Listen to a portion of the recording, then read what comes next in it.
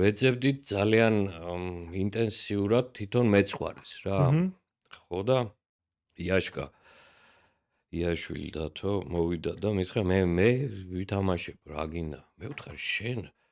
რა ის უნდა იყო ახლა რომ შეგხედავს კაცი რა გააჩხინკული რაღაცა ისეთი ისახა თბილისელი ბიჭი ბირჟაზე უნდა იდგე რა მეცხვა რა გინდაო გავაკეთებ რამდენიმე ხანში ველოდებით ეხა კასტინგი გვაქვს ნეო სტუდიაში და მოდის წვერები აქვს მოშვებული თვალები ანთებული რაღაცა დაიხურა ეს ის ხუდი ფაფახი და რო შევხედე ნუ ეგარი რა და თან აი ისე შევიდა ამ იმაში რა ქვია ეს სახე ისე იმას ქნა რომ არავის